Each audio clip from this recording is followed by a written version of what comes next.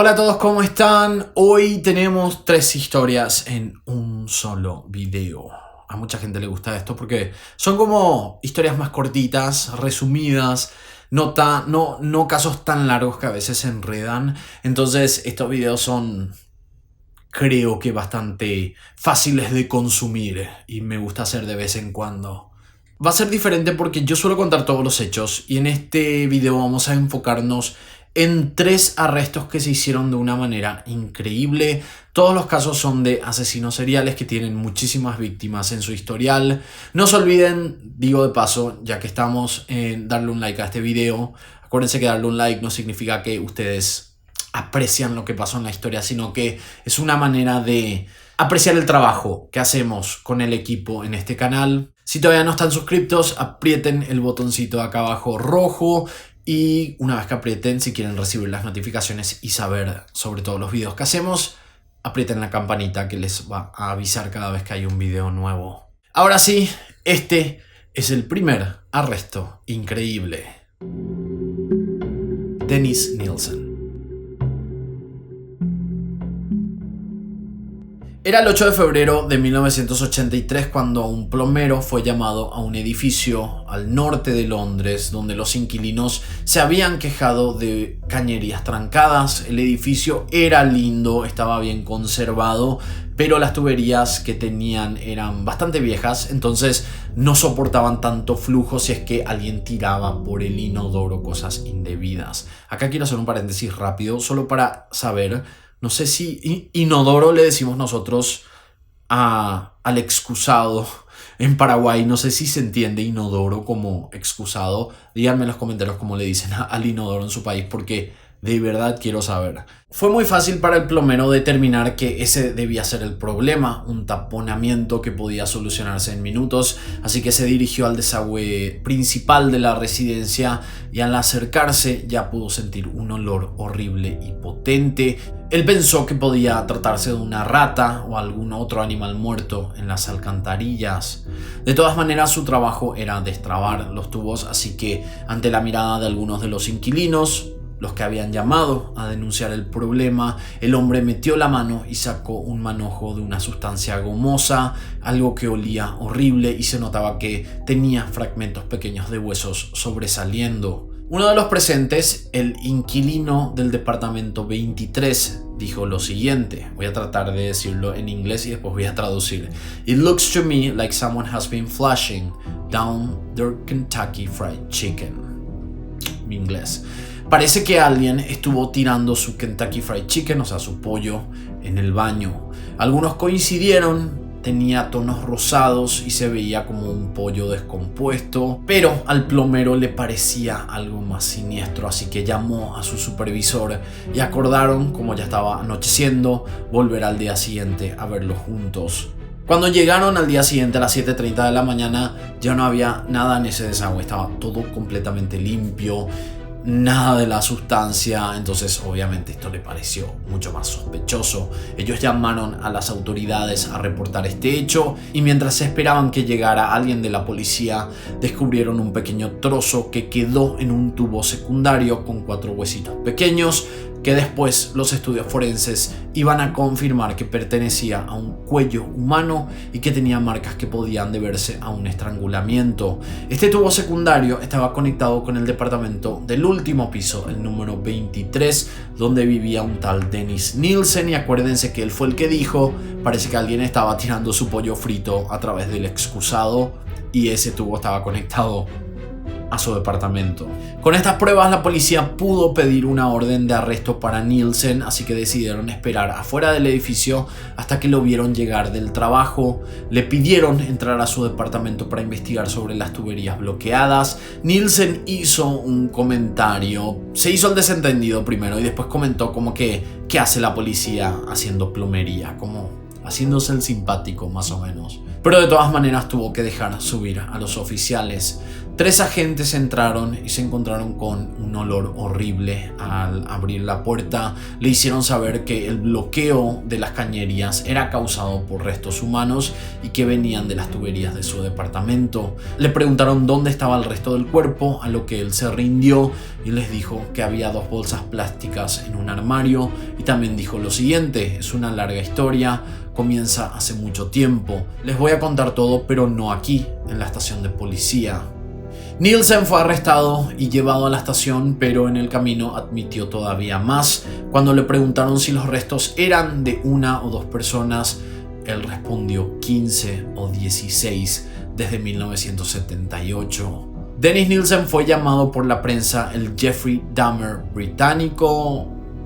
Me imagino que no necesitamos presentar a Jeffrey Dahmer, es uno de los asesinos seriales más conocidos del mundo.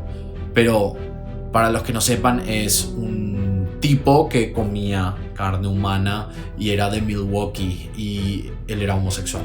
Tengo que hacer ese caso porque quiero hacer uno desde el comienzo, basado en un documental que existe en Amazon, que es sobre la niñez de Jeffrey Dahmer, que no mucha gente conoce. Bueno, obviamente que después de esta película mucha gente conoció, pero antes de eso no se sabía tanto de la niñez de Jeffrey Dahmer. Se pensaba que él que tuvo una niñez muy buena, pero en verdad no era así. Y a este hombre, a Dennis Nielsen, se le llamó de esa manera por la similitud de sus crímenes, que eran también que él era homosexual y sus presas eran jóvenes y chicos de entre 14 y 30 años que él consideraba atractivos. Su ola de crímenes duró 5 años. Todo comenzó después de que terminó una relación con un hombre al que él quería mucho. Eso le generó un rechazo y también le dio mucho miedo de ser abandonado de nuevo. Por eso en 1978 comenzó su modus operandi y la primera víctima fue un chico de 14 años a quien conoció en un bar, lo llevó a su casa prometiéndole que iba a poder tomar más ahí. El chico se emborrachó hasta quedarse dormido, lo estranguló y según él lo hizo por miedo a que si lo dejaba ir no iba a volver nunca más. Entonces así se iba a quedar con él. De la misma manera hizo con al menos una decena de víctimas, a lo que después de matar solía mantenerlos en su casa, bañarlos, vestirlos y hasta ubicarlos en el sofá para ver juntos la tele. Terrible, totalmente loco. Hay que decir que todo pasó bastante desapercibido en esta historia por los estigmas de la sociedad de ese entonces, que no le daban la misma importancia a chicos homosexuales que desaparecían como a otras víctimas.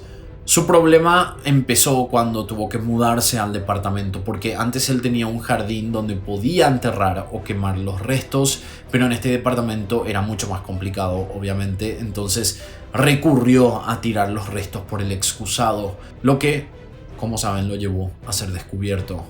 Fue condenado a cadena perpetua, pero murió en el año 2018 por una embolia pulmonar y una hemorragia interna después de una cirugía de emergencia. Richard Ramírez, The Night Stalker.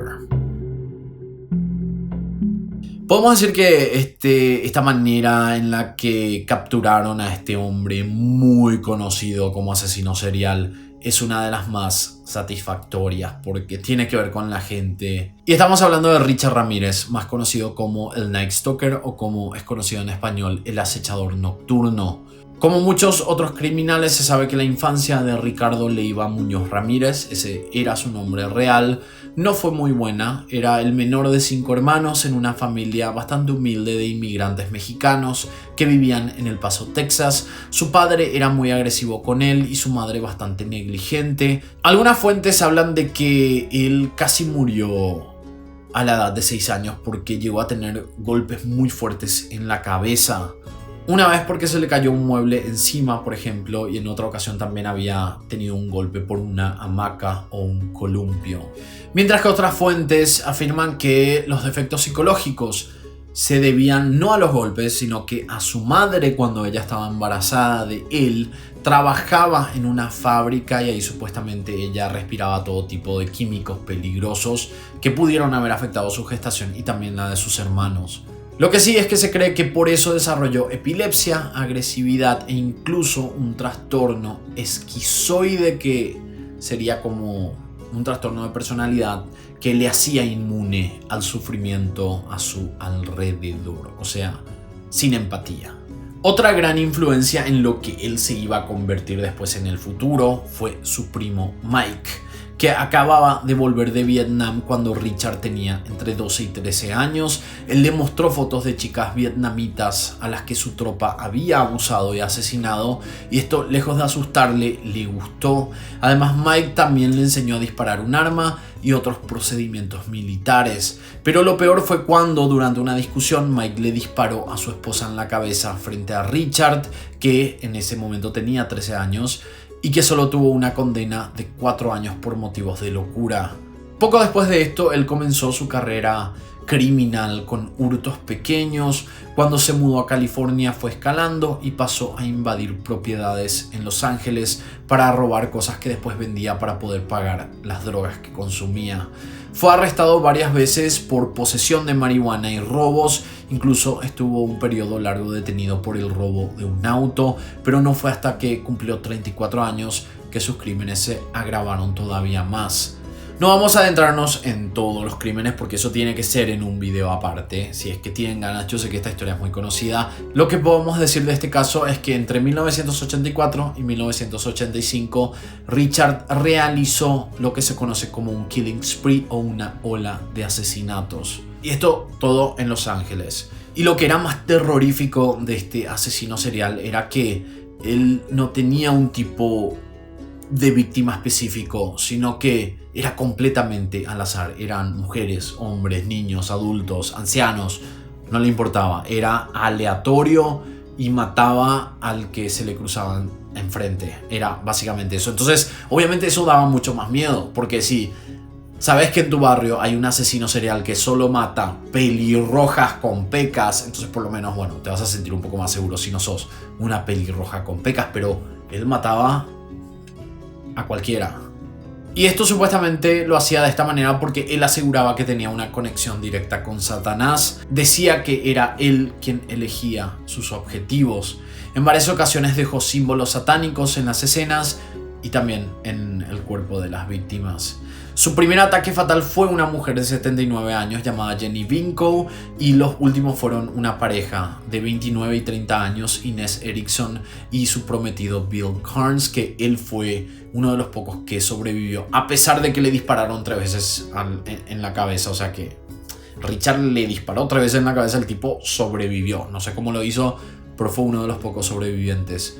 Tuvo una docena de víctimas diferentes, mujeres jóvenes, hombres mayores, parejas, solteros, ancianos, niños. Como dije, nadie estaba a salvo con este caso.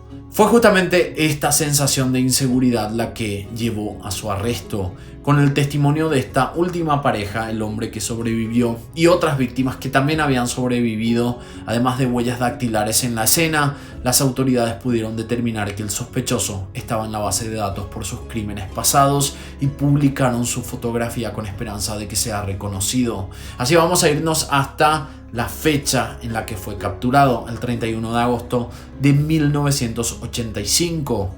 Richard estaba en una licorería en el este de Los Ángeles cuando otros clientes lo vieron agarrar un periódico, verse en la portada y salir corriendo. Algunos de ellos lo siguieron mientras el dueño llamaba a la policía. Las autoridades respondieron inmediatamente enviando varias patrullas e incluso helicópteros a la zona donde él había sido visto. Mientras la policía estaba en camino, Richard corrió por un barrio intentando fugarse. Vio a una mujer en un auto, se trataba de Angie de la Torre, y él intentó sacarla del interior, pero ella luchó con todas sus fuerzas y sus gritos alertaron a los vecinos. Richard logró sacarle las llaves del auto después de darle un fuerte golpe en el estómago, pero antes de que pudiera huir, José Burgoyne, un vecino de 85 años de edad, corrió hacia el auto para ayudar a Angie. Richard le amenazó que le iba a disparar a los dos si se acercaba, pero como se dio cuenta de que en realidad él no tenía ningún arma, se animó a sacarlo del vehículo y tirarlo al suelo. Para ese entonces, un grupo grande de gente ya se había juntado ahí. Todos lo reconocieron como el asesino que tanto miedo estaba causando en la zona. El novio de Angie, que corrió hasta ahí cuando la escuchó gritar, fue el primero que le dio un golpe en la cabeza y que intentó restringirle las manos en la espalda, pero Richard logró escapar y correr calle abajo. Los vecinos en ese momento empezaron a gritar "Catch el matador", o sea, atrapen al matador, y ellos Dijeron esta frase así mezclada con inglés y en español porque era una zona habitada en gran parte por hispanos y fue entonces que el grupo entero lo alcanzó, comenzaron a golpearlo y patearlo hasta que llegó la policía a salvarle. Los agentes que lo arrestaron y también los vecinos incluso recuerdan que este asesino estaba tan agradecido porque había llegado la policía de tanto que estaba sufriendo por los golpes. Y él empezó a decir, it's me, it's me, it's me. Tengo suerte de que vino la policía porque obviamente la estaba pasando mal, pero no estoy defendiendo al asesino, sino que esta es la realidad de lo que pasó en ese momento. Fue así que gracias a un grupo de ciudadanos decididos finalmente pudieron atrapar a este asesino serial. En 1989, Richard Ramírez fue juzgado por 13 cargos de homicidio, 5 de intento de homicidio, 11 violaciones y 14 robos. Le dieron la pena de muerte por cámara de gas, pero la condena no llegó a ejecutarse porque murió de cáncer a los 53 años. Dennis Lynn Rader, BTK. Vamos con el último caso de cómo atraparon a un asesino serial muy interesante también, y también un asesino serial muy famoso. BTK es uno de los más infames asesinos seriales de Estados Unidos. Su seudónimo son las 3 iniciales de Bind, Torture, Kill, que sería amarrar, torturar y matar en español, un nombre que se puso él mismo a diferencia de otros asesinos a los que la prensa bautizaba. Sus crímenes fueron desde 1974 a 1991 en la ciudad de Wichita. Y sus casos, todos los crímenes fueron cubiertos de manera masiva por los medios de comunicación y él se encargó de crear este personaje que puede compararse con el asesino del Zodíaco o también el hijo de Sam. Hay un documental, una serie documental del hijo de Sam en Netflix, dicho sea de paso si quieren ir a ver, ya que de la misma manera que estos criminales, él enviaba cartas a la prensa presumiendo sus hazañas y exigiendo reconocimiento. Terminó con la vida de 10 personas, comenzando por la familia Otelo. Mató a los padres y 2 de los hijos en enero de 1974 y terminando con Dolores Davis, una mujer de 62 años, en enero de 1991 y después simplemente desapareció. Ya no habían asesinatos que se vincularon con el BTK. Las teorías de qué pudo haber pasado con él fueron miles, pero pasaron días, semanas, meses y años hasta que en el año 2004 la investigación del caso BTK se declaró oficialmente un caso sin resolver. Cuando esta noticia comenzó a dar vuelta en los medios de comunicación fue cuando el asesino reapareció. Comenzó enviando una carta que estaba firmada con el nombre Bill Thomas Killman, o sea que serían las iniciales de BTK, al medio de Wichita Eagle en marzo de 2004, que incluía detalles de uno de sus homicidios que no eran conocidos por nadie más que la policía, y esto obviamente hizo que oficialmente se pueda confirmar que era el BTK real después de tantos años. Y en esta carta también incluía una copia de la identificación de una de las víctimas que había sido registrada como robada en la escena del crimen, y como dije, esto dio a entender de que era el BTK real. Después de esto hubo una serie de otras comunicaciones. Dejó varios paquetes en los alrededores de la ciudad que contenían muñecas atadas de pies y manos de manera similar a como lo hacía con sus víctimas. Además envió entre sus cartas alusiones a que quería un libro sobre su vida con sugerencias de nombres de capítulos y el título que debía ser The BTK Story, la historia de BTK, siempre incluyendo cosas como fotografías de las escenas o más detalles increíblemente específicos sobre los crímenes, siempre para confirmar que era él. Y podemos decir que él estaba completamente obsesionado con este personaje que él había construido y él no quería pasar al olvido, no quería que porque el caso se había congelado o se había definido como un caso sin resolver por las autoridades, entonces él volvió a lanzar todas estas cartas porque él estaba obsesionado, le encantaba la fama. En su última carta a la policía, él les hizo una pregunta y exigió que le respondan a través de la prensa. Y él preguntó en esta carta y le pidió a la policía que le responda a través de los medios de comunicación si un disquete se podía rastrear. y si era seguro para poder usar en su próxima comunicación. Y obviamente la policía le respondió a través de los medios de comunicación y le dijo supuestamente que el disquete no era bastante seguro y no podía ser rastreado, cosa que era mentira. Poco después, una estación de televisión local llamada KSAS-TV recibió este disquete. Y este disquete llegó con otra carta, un collar de oro y la fotocopia de la portada de una novela llamada Rules of Prey, que trata sobre un asesino serial. Al analizar este disquete, encontraron los metadatos de un documento de Word que había sido eliminado, pero que todavía estaba almacenado en segundo plano, algo que, por supuesto, ellos sabían que podía pasar, pero el asesino no tenía ni idea. O sea que el asesino no se le descubrió por muchísimo tiempo. Después se hizo una pregunta y obviamente, ¿cómo le va a creer a la policía? O sea, no le estoy defendiendo al asesino, pero me parece tan tonto como le descubrieron a este hombre.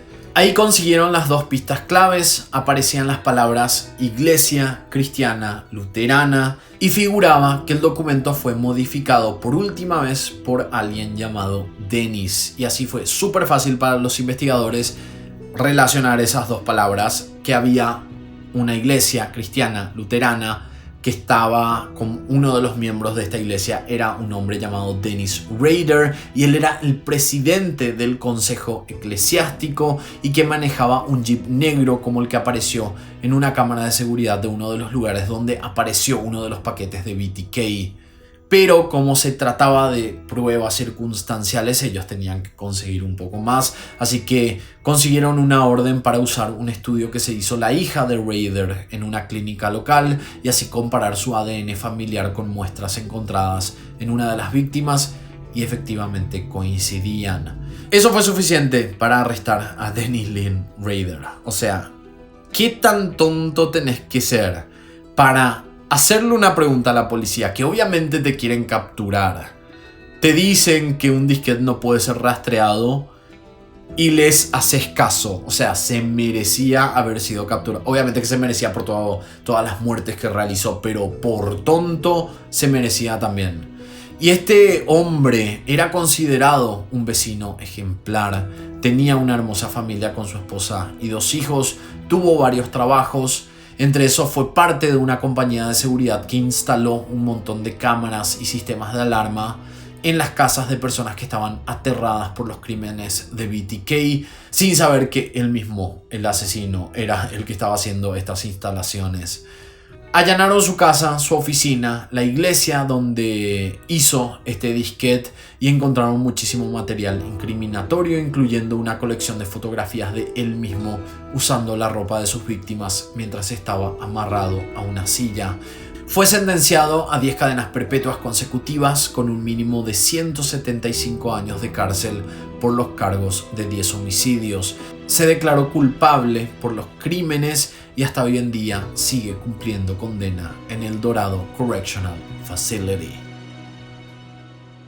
Hasta aquí los 3 casos de arrestos increíbles. Mi favorito creo que fue el último porque es el criminal más tonto. ¿Cómo?